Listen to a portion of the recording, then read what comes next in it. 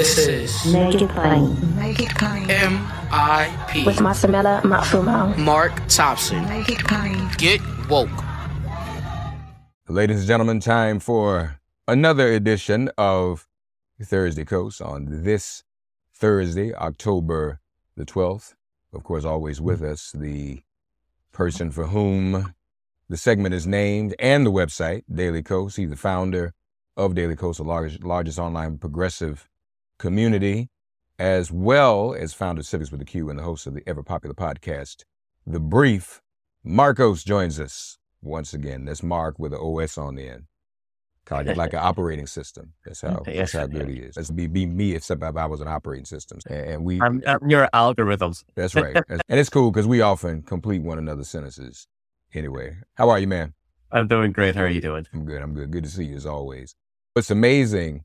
Last time we talked, we had taken some time off and everything crazy had happened. And now we're back again. We didn't take any time off and everything crazy is still happening. And there's so much to talk about, we were just talking about what all we're going to cover today, but then I just thought about a couple of things I forgot to mention. So let's try to get through all the things that are there. First of all, and I think we know your thoughts and we've read them, folks. We encourage you. He writes almost daily on dailykos.com.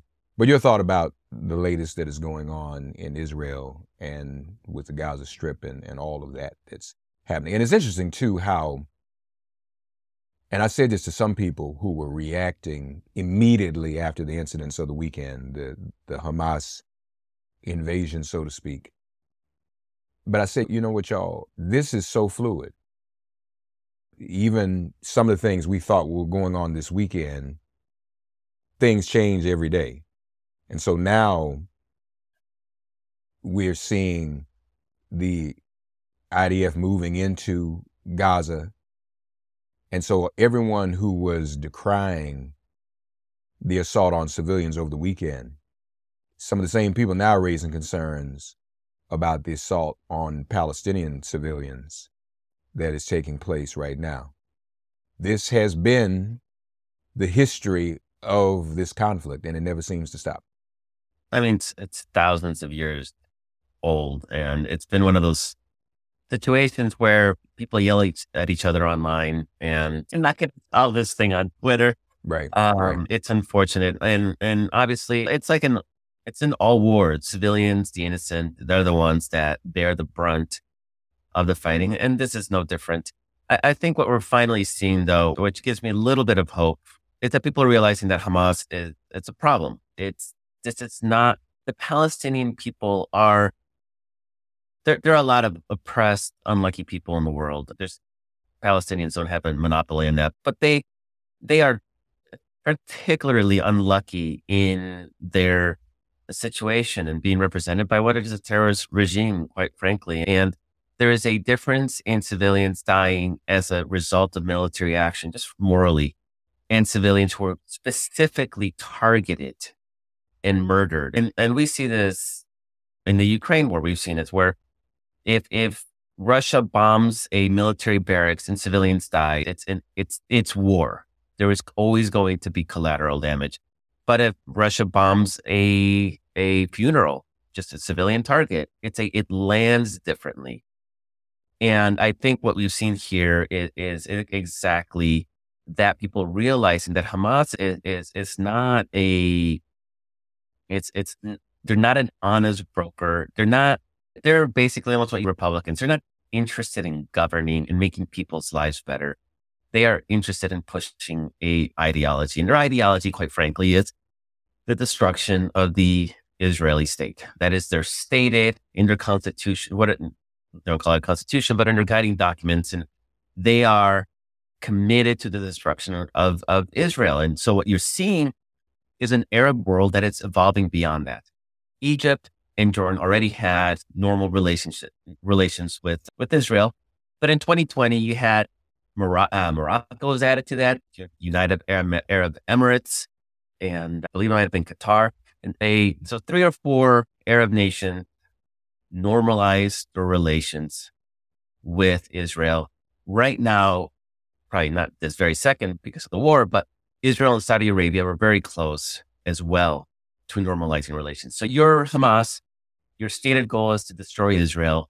All your supposed allies are moving on. They're realizing Israel's here to stay, and it's better to have normal diplomatic relations and hash out differences diplomatically than it is to really promote an ideology that's dated and it's unworkable. Israel's not going anywhere.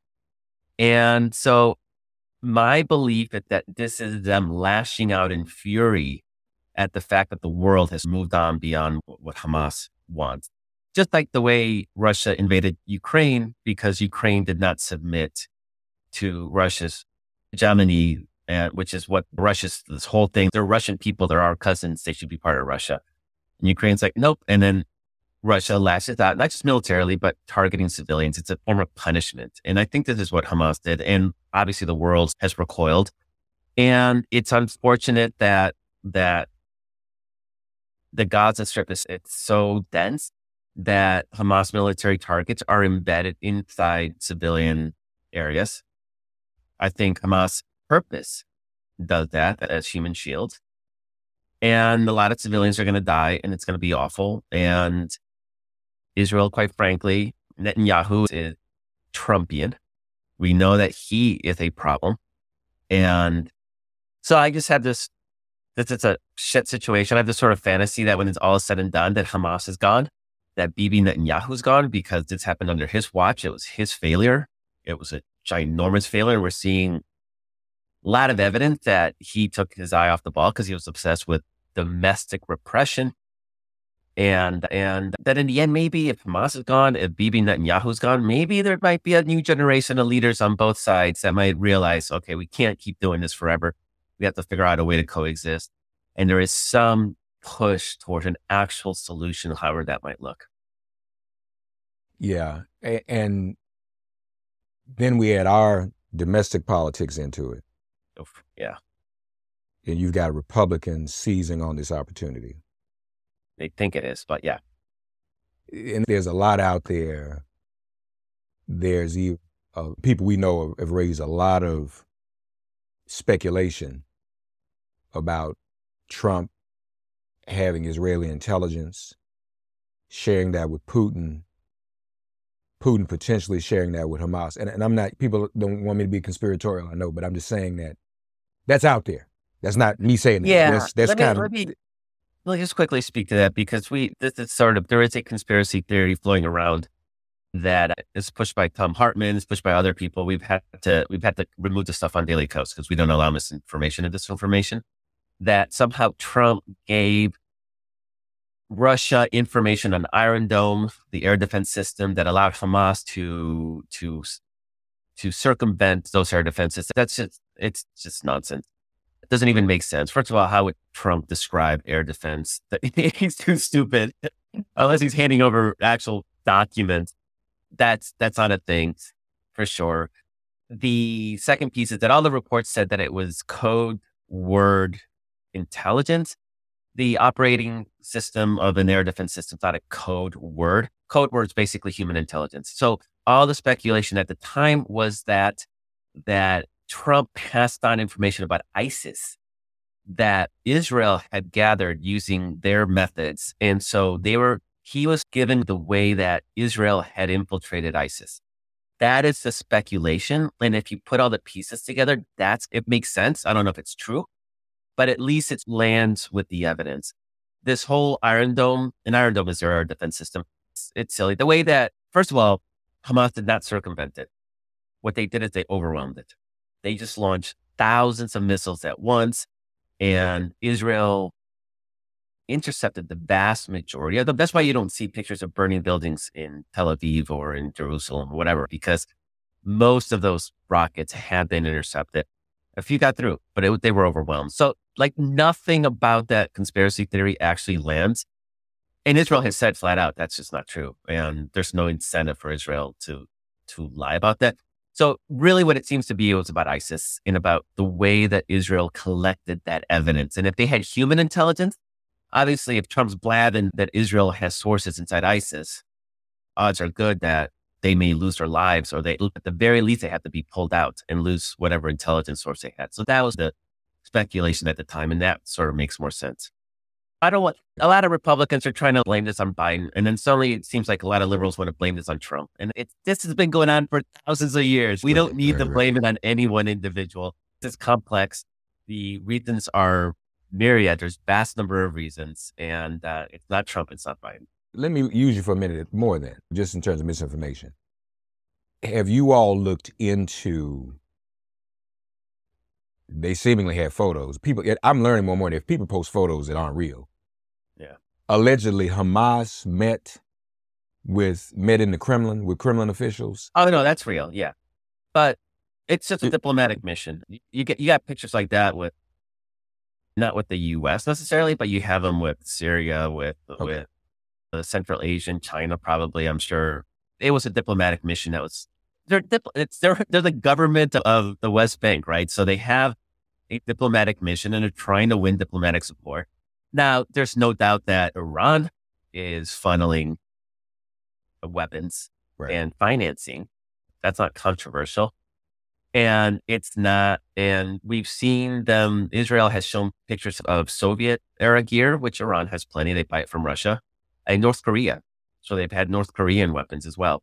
So there's a axis of Russia, Iran, North Korea that is forming, and it overlaps obviously in Ukraine. It's now, we're seeing its impact in the West Bank. Russia is definitely loving this. And part of it is now the debate that's happening here in Congress, right? Where you have Republicans saying we can't support both. Why can't we support both? They're both part of the same both fight. Ukraine and Israel. Yeah, exactly. Right. Sorry. Right. Yeah. And so Russia's loving this, right? Because it creates chaos, it creates uncertainty, it gives Republicans a new talking point, and they love Israel is because there is a lot of, Israel hadn't been overtly supporting Ukraine with weapons. There was a lot more talk about going in that direction. So this is obviously takes Israel out of the equation. They're not going to supply Ukraine with weapons. And I think Russia just wants a world where there's so much war that people just want to stop it all. It really fulfills her goal to get people exhausted with war. And I'm exhausted with war, but it's because of Russia, North Korea, Iran, not because of Ukraine or Israel. Right. No, and that was my next question. So you explained that. So final question on anything conspiratorial-ish. There's been reporting on BB's relationship with Putin. Yeah. What's that about? So the speculation, because there's a lot of real questions. Why hasn't Israel supported Ukraine?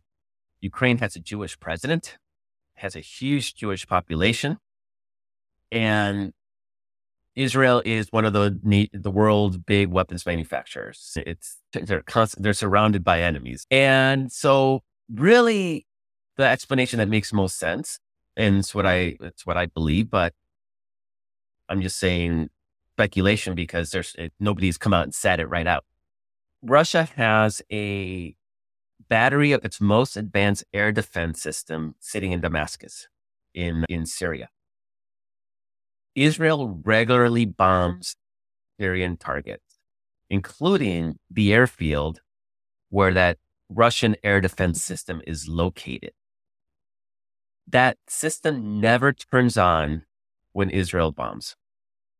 So the speculation is you do not support Ukraine, and we won't target your warship or your warplanes when you hit targets in Syria. So it's a quid pro quo between the two sides. And yeah, no, and it makes sense because it would be a lot tougher for Israel to take out those Syrian targets if Russia was actively involved trying to shoot down those planes. So that's what that's about. I suspect this has changed everything.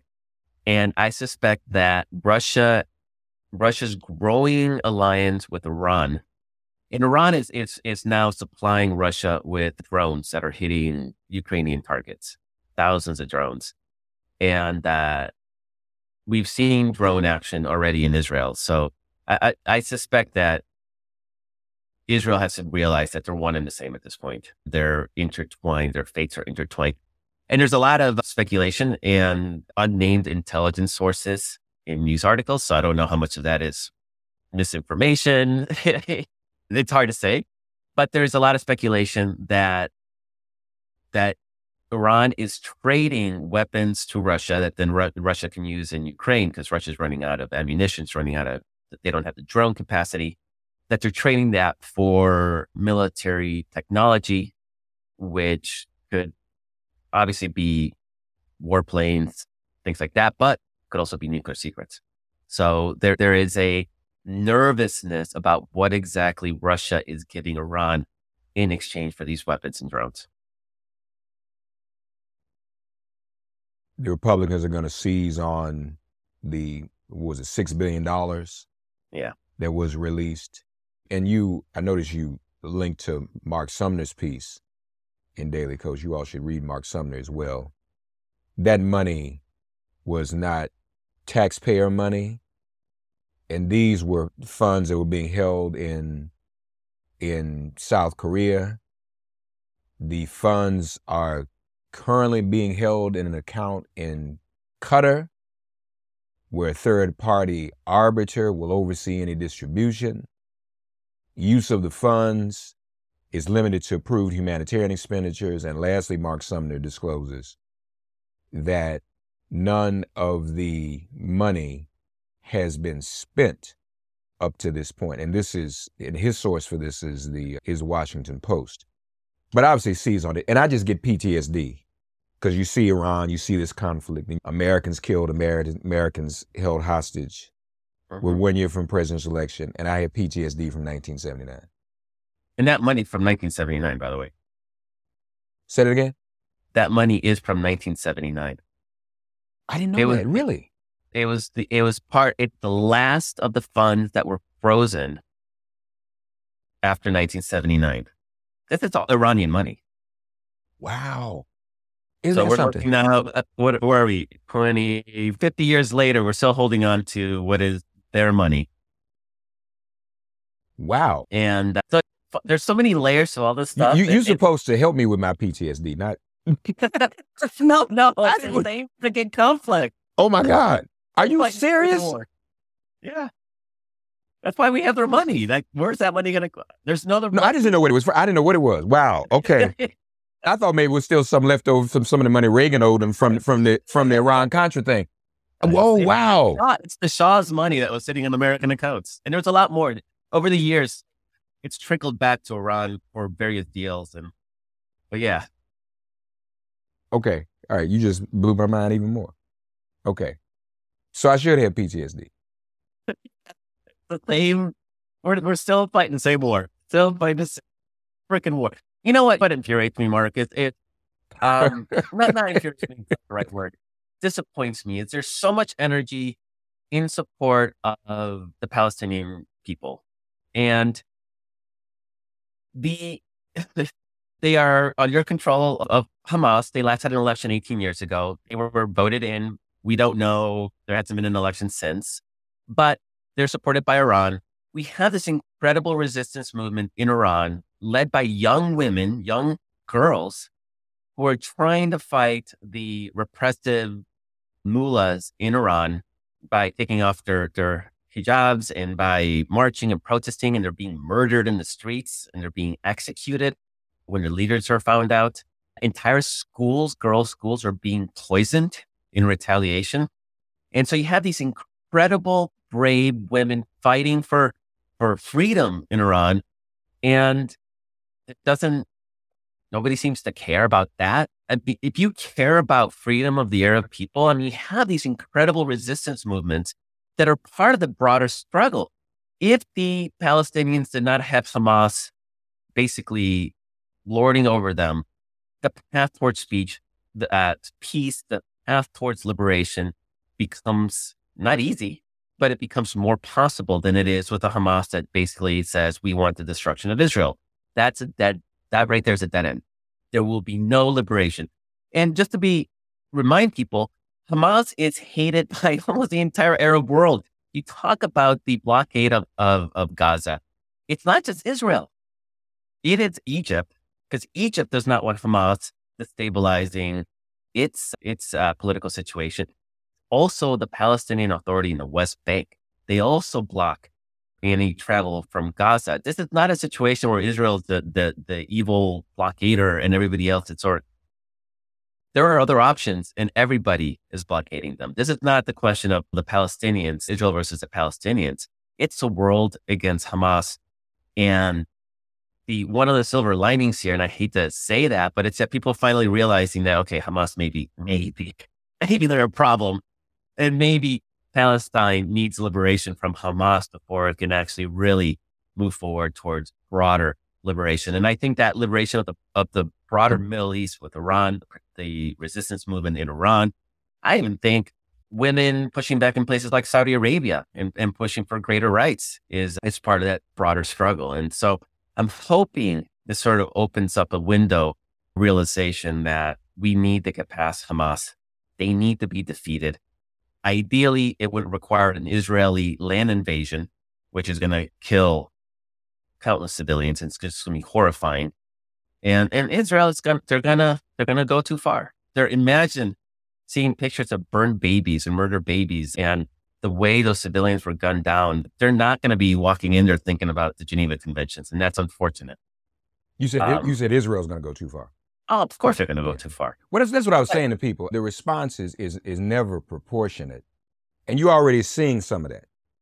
There was a lot of, the early response, of course, was unconditional support for Israel. People saying, wait a minute, because I believe Bibi said yesterday, if Gazans don't want to get killed, leave Gaza, but there's nowhere for them to go. Yeah. And he's not, and again, this might be some other misinformation. He's allegedly quoted as saying Gaza, it would actually help him politically if Gaza did something crazy. I'm paraphrasing, of course. But even if that's not true, you can see him saying something like that or him feeling that way. And it is terrible. And this is a swinging pendulum. People were, and you're right, folks, I would advise everybody, you really can't even debate it on social media because you're going to offend, everybody is equally offended on this. When people said unconditional support for Israel, people got offended. When people said, what about the Palestinian occupation? People got offended. Even people who decried violence on both sides, I watch being attacked on social media. And who knows who's on Twitter and what's on Twitter now anyway. So people need to, and I've told people, stop feeding trolls because you really don't know who you're debating with anyway, frankly. Yeah. But it takes everything. It's a total tailspin. But just to get back for a moment to what I was saying, do you think that there is any possible vulnerability, back on my PTSD, to Biden politically in this situation going into next year in the way that this took Jimmy Carter out? It's a great point. That's what I'm saying. I'm just saying this literally Iran, and then now we haven't got a lot of information, but allegedly there are hostages, American hostages. Americans have been killed. Yep. That was the moment of my political puberty in 1979 with me. And remind me, the Reagan people, they manipulated that situation for their political advantage, did they not? Yes, but even if, and people have been reticent to actually believe that because people don't like conspiracies, but even if they didn't, it was just still a fact. You had American hostages over there for over a year in the middle of a presidential election or before a presidential election started. And you just can't win. There was really no way, even if Reagan had not manipulated it. Now, the documentation is now that he actually did. And there was a meeting with the Ayatollah in Paris. And I remember, and I've shared this with the audience before, literally, folks, the moment Reagan I was watching TV, I was a teenager, barely a teenager. The moment, I wasn't even 14 yet, the moment Reagan, I just turned 14, the moment Reagan took his hand off of that Bible, oath of office, he literally said, the hostages have now been released. And that's when all of my childhood innocence, I remember my childhood innocence was gone about everything at that moment, literally all. And I'm a political person, so you know that about me, you can believe that. I've always been a political person. I was no longer a child. I don't think the way Biden has responded to this has been, I think, pitch perfect. Israel has been incredibly grateful to Biden's words. There's already polling. His speech was watched by something like 70% of the Israeli public. And Biden was unambiguous. There was just no room for equivocation. So it was well received. There's not a lot of anger towards Biden about this. There's efforts by the MAGA crowd to blame Biden, but it's falling flat. It's tone deaf. And what's more, I don't know, because we're recording this at, it's about noon Eastern time. I don't know if you saw the video of Donald Trump this morning in Florida saying that the terrorists are very smart. He's clearly on drugs. Clearly. There's some, I was just talking about this because he used to project power on stage, right? Saying talk. Now he's slumped. His face is always like, his head's always like at an angle, and he's more meandering than ever before. And he slurs his words, and he just talks nonsense. And he just went on and on. I was just watching the video right before we came on. I saw it. Where he's just rambling on about all the wonderful things, and then that happened without even talking about what they are, because he's just, it was great. The things we did were wonderful. And then Bibi took credit, but that's okay. He needs to get his things together. And the terrorists are doing very smart things. People don't like to hear it, but they're doing smart things. It sounds like both sides. There are good people on both sides. That's just crazy. He is in Florida talking about the Hezbollah doing really, really good things. And Hamas, that's what they call Hamas. Hamas and Hezbollah are doing they're very smart. People don't like to hear it, but they're very smart. Hamas. His political instincts are off. He wasn't loving this bad back in 2016 or 2020. Like I think cognitive decline, like this is, we're going to use the same argument they're using against Biden, but he's off and his energy is off. And you don't go to Florida and talk about how smart the Islamic terrorists that have just murdered over 1,000 Jews, you have to talk about how smart they are. So it's not the same as 1979. In fact, when this is all said and done, I would be more inclined to think that this is actually going to help Biden. It's going to help the Democrats. And Netanyahu, I want him gone, and I hope this ends him. There's even evidence that he helped facilitate funding for Hamas in order to keep the rivalry between the Hamas in the West Bank and the Palestinian Authority. Hamas in Gaza, Palestinian Authority in the West Bank, keep them divided because you didn't want the Palestinian people united under leadership because that would make their negotiating any sort of thing, right? That he actually facilitated the continuing dominance of Hamas in Gaza. This is Haaretz. This is a number one newspaper. Right. No, that's what I was referring to, because that's what he was saying, that this was a good thing. Right. We're talking about the same article. Yeah. This should end him. Right now, Obviously, Israel's going to be focused on dealing with the crisis right now, but this should end him. But I will say that Netanyahu has been nothing but gracious towards Biden, and the two hate each other. We know there's a lot of bad blood between Netanyahu and Joe Biden. Bibi said nothing but incredible things about Joe Biden, and Joe Biden has been very clear that he's there to support Israel. And so there's not a lot of real hooks there for the conservatives to try to make this about Biden. And the fact that Trump today is sitting there talking about how attacking Netanyahu and saying how smart the terrorists are, I just don't see what they're going to be able to do with that.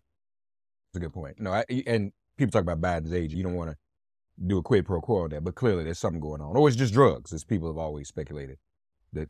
It's different. Yeah. And I don't think it's doing them any favors. And I think it's giving some permission for people to start really undermining Trump in ways. We just saw in the House, he endorsed Jim Jordan in the House for Speaker, and it wasn't even close to vote. So let's segue into that. Speaker, Scalise, Jordan, some of them have already said, Josh Hawley tweeted, take the money from Ukraine and give it to Israel. Yeah. But y'all can't even elect the speaker to get, you literally can't give no money to any money. You cannot give $1 to anybody. To anybody. Yeah. What in the world? So they really are in a bad way. They are. What do you think is going to happen? This is a tough one, Mark, because so just to set the stage, you need 217. If everybody is present, you need 217 votes to elect the speaker. It is a majority of the people present. That means that the Democrats right now have 211 votes. It's 212. Sorry, it's 212 to 2. God, I literally just wrote about this yesterday. 221 to 212. That's a balance of power. 221 to 212. Republicans have a 9-seat majority. Right. So the Democrats, off the bat, they have 212 votes. Hakeem Jeffries gets 212 votes. Now, that doesn't mean that the Republican needs 213. They need a majority. So they can only lose 4 votes. They lose 5, they lose. They can lose 4 votes. Right now, in our latest whip count, there's at least 7 or 8 Republicans that have already said they will absolutely not vote for Scalise. They're going to vote for Jordan. So that doesn't help them. It's not a plurality, right? It's not whoever gets the most votes. You need 217, assuming everybody shows up. They can't do it. Republicans will not get the votes.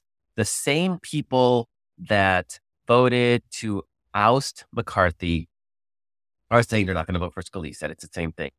And I think there's enough Republicans that realize, there's at least more than 5 Republicans that realize that Jim Jordan would be a disaster. So they're not going to vote for Jim Jordan under any circumstances. So they're in an impasse. So there's the other option is they have to cut a deal. Scalise has to cut a deal with the Democrats. That's it. That's the only other option there is. Otherwise, they're going to continue leaderless through the rest of the cycle. And we don't even know what that looks like. So that would be interesting. And the way you cut a deal with the Democrats is you don't need votes. Remember, it's 200. It's a majority of the people present. So you can cut a deal with the Democrats and 10 Democrats just don't bother to show up that day. They have an emergency in their district. And then that allows Scalise to win with 213 votes instead of needing to get to 217. That makes sense. So what that deal looks like, of course, we know what that deal looks like. An omnibus bill that funds the government, get rid of the freaking Joe Biden investigation because it's a sham. Everybody knows it. It's a joke. And that might be it. That might be all we need to cut a deal and say, all right, 5 people won't show up for work that day and you can get your speaker. Now, I don't think Scalise is there quite yet, but there's nothing else. There's no other choice. But are Democrats even there? Oh, I think if we fund the government at just current levels, fund Ukraine and Israel and the disaster relief for the various natural disasters we've had, and quit the Biden investigation, I think that, that's it. I'd make that deal in a heartbeat. What else are they going to do? They can't pass any legislation. And even if they did, it would die in the Senate anyway. So they really can't do a lot of harm. I think the Biden investigation, it's almost, because even that's not going anywhere. They can impeach Biden for all they want. It's a joke. I don't even think they have enough Republican votes for Biden impeachment, to be honest. There's enough Republicans that have spoken out against it, saying that they don't see the point of it, that they might not even have that vote. So I'd throw that in as a demand, just as a FU to the Republicans. It's almost like a power play is kill this thing and then we'll give you your votes. The one tangible thing that's important, I think, is aid to Ukraine, Israel, disaster relief, and then the omnibus to fund the government. Make that happen. Interesting. And then just get it. We're going to take the House next year. This House is a joke. They're done.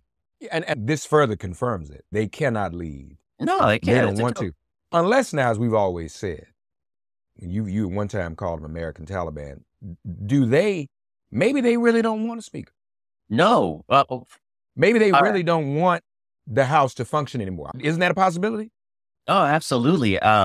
In fact, I am very much, I would love a deal where the Freedom Caucus votes for Hakeem Jeffries because they want to be in the minority.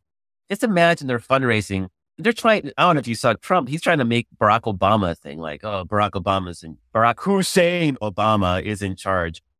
You think just over racism. Those Freedom Caucus people, they would love to raise money off Hakeem Jeffries. I'm like a black Democratic leader. That's their dream, scary boogeyman fundraiser. They're not doing so well trying to fundraise off of McCarthy, and they're not going to fundraise great off Scalise. But if they can fundraise off that scary black man, Hakeem Jeffries, he's so angry and scary and big, and they would love it. So they want to be in the minority. They have no interest in governing. They've made it very clear they have zero interest in actually doing their jobs. They think they're all social media influencers. Nancy Mace walking around with scarlet letter, like they think they're Instagram influencers. They're not serious people. And so, yeah, the minority suits them. I think they would absolutely have to be in the minority. So just make it happen. Make Hakeem Jeffries a speaker today, if that's where we're going. But I literally don't think they want, I think there's just knowing everything we know about them, I would not be surprised if they do not intend for the House to function again. And I think some of them are anarchists enough. They probably think we stopped the House. Yeah. Now their followers for a minute might say, yeah. And then they realize, wait a minute, hold it. I'm not getting. And this is where Scalise is going to have to cut a deal with Democrats eventually. There's no other way around it. Yeah. He's not going to get the nihilists to go along. And it's so funny because McCarthy was crying like how hard it is he only had a 9-seat majority. You know how hard it is? Nancy Pelosi had a 9-seat majority. Right. That will be solid. She accomplished in the last 2 years. Right, solid. Dozens of pieces of seminal legislation. And that's why she has a title of Speaker Emeritus. I don't know how many people had that title, if anybody. She may be the first. I've never heard of that before. So lastly, RFK Jr., who, and you wrote about this, he was supposed to have been a problem for Democrats. He may be a bigger problem for Republicans now. But before we do that, full disclosure, you've touched on this before, RFK Jr. is suing. Yep. And that's still in court, suing Daily Kos. Yep, we're fighting it in both California and New York. It's Mark, he's crazy. Some random community diarist on Daily Kos wrote basically just pointed to an article in a German newspaper about Kennedy Jr. addressing a rally in Berlin organized by neo-Nazis. That's it. He just said, look, this story. And he's been suing us because of that, even though this story was read by a couple hundred people. And it was reported by CBS, NBC, the Wall Street Journal, New York Times, everybody. And he's absolutely upset to the point where I thought maybe he knows this person and there's some kind of personal grudge. But no, it turns out it's not anybody that he might know. And so it's just a bizarre lawsuit that makes no logical sense. But just that to me more than anything says, yeah, that guy's crazy. Like it's weird. And I've said worse about him. And I've said, instead of suing this guy who's like some random dude in Maine, me, I'm saying worse. Go ahead. If you think this is bad and this is harming your reputation, why are you suing a nobody to me? And he won't. And we've literally told his lawyers that we'd be happy for him to sue me, to transfer the lawsuit and go after me instead. And they won't. Yeah, there's that. And to your original point, yeah, he was recruited into the race by Steve Bannon. Steve Bannon bragged that it took him months to convince RFK to run. And they thought Steve Bannon, if you recall, his whole thesis is about chaos agents. He loves chaos agents. That's why he was part of the Donald Trump thing in 2016. He loves chaos agents. And he thought that RFK would be a chaos agent in the Democratic primary. And from the beginning, it's like, why would he be? The guy's a weird, bizarre, anti-Semitic conspiracy monger. Just the weirdest freaking things. He's like Hewitt. He's Hewitt adjacent. Like that's his people, and that's not Democrats. And at the beginning, there was a little boomlet. He got up to 12% in support while Biden was sitting at 70%. So it wasn't ever a thing.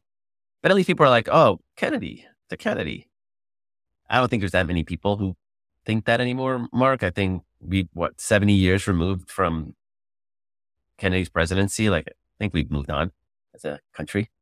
But even that was gone because immediately he spent his entire summer after announcing for the Democratic primary going on Fox News and all One American News Network and Newsmax and talking to conservatives. Like, he was camped out in conservative media. His numbers went up with conservatives. His numbers tanked amongst liberals, as you might expect. And then just a couple of days ago, he announced that he was going to be running as an independent. And the polling shows that he actually takes from Donald Trump a handful of points, not a lot. But remember, it's a 50-50. If we're talking about a 50-50 electorate, 2-3 points, big deal. And so they're freaking out. They're unloading their Oppo research against RFK about what a liberal he is and how he's Nancy Pelosi's agent, just really weird stuff.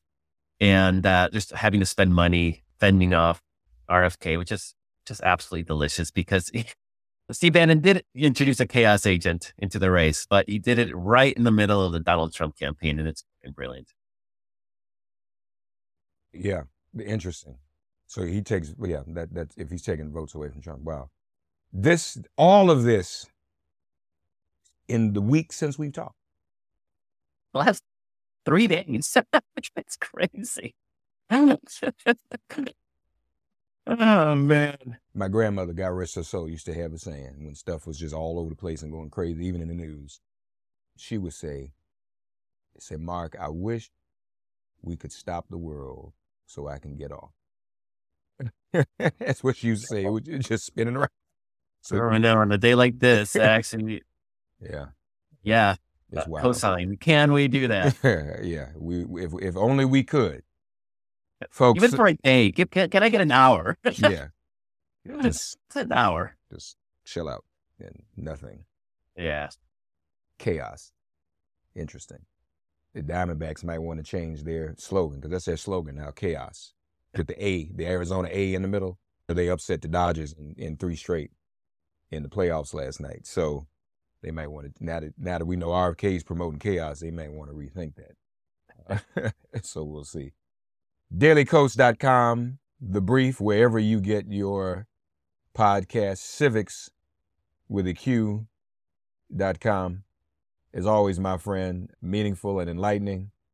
Folks, share with friends. We always have great conversations. Great talk today. Thanks, Markos. Thanks so much. Have a great week. You too.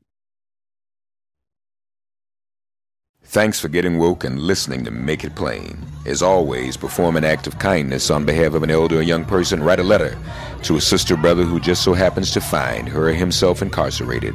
Offer libations to the ancestors upon whose sturdy shoulders we all now stand. And above all, give thanks to the God of your understanding by whatever name you call her and him. All God asks of us is that we give each other love. Thanks for giving MIP love. And please remember to subscribe and give us a 5-star rating. If all hearts and minds are clear, it has been made plain.